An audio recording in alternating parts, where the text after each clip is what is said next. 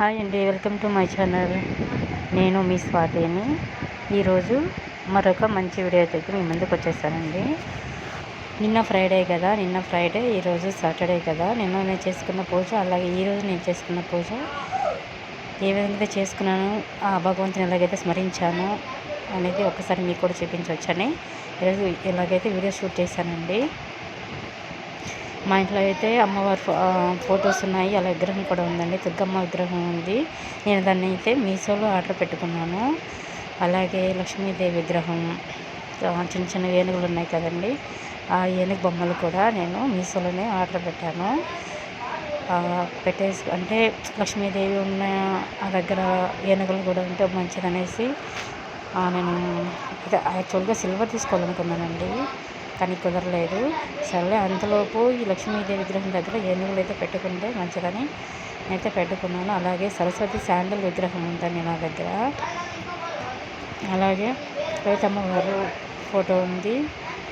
తర్వాత వచ్చి శివలింగం ఉందండి, స్ఫటిక శివలింగం ఉంది. అలాగే వారాహి అమ్మవారు విగ్రహం ఉంది, ఫోటో ఉందండి, విగ్రహం కాదు. తీసుకోవాలనుకున్నాను కానీ తీసుకోలేదు. అలాగే స్ఫటిక లింగం చెప్పాను కదా, అలాగే నంది కూడా ఉంది.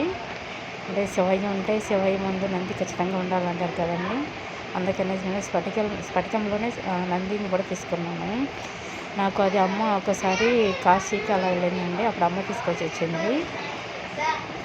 సాయిబాబా విగ్రహం ఉంది కదండి, అది నాకు మా పిన్ని షిరిడి వెళ్ళినప్పుడు తెచ్చిచ్చింది. తర్వాత వచ్చి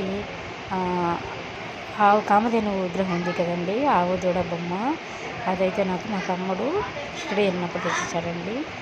అది ఆంజనేయ స్వామి విగ్రహం, అది మా మామ ఎప్పటి నుంచో పూజిస్తున్నారు, అంటే మా పెళ్లి కాకుండా నుంచి. ఇది వచ్చి తెల్ల జిల్లేడు అంటారు కదండి, తెల్ల జిల్లేడుతో చేసిన నాయకుడు ప్రతిమ, అలాగే విగ్రహం అండి. ఇది కూడా నేను మీషోలోనే తీసుకున్నాను. అలాగే శివపార్వతుల కుటుంబం అండి అంటారు కదా, చిన్న కుటుంబం చింతలేని కుటుంబం అనేసి, అలాగని చిన్న ఫోటో అయితే నేను తీసుకున్నాను. ఇదండి మా పూజారం విశేషాలు. ఆ వారాహి అమ్మని కూడా నాకు ఫస్ట్ తెలియదు, వారాహి నవరాత్రులు చేసుకునే విధానం అవన్నీ.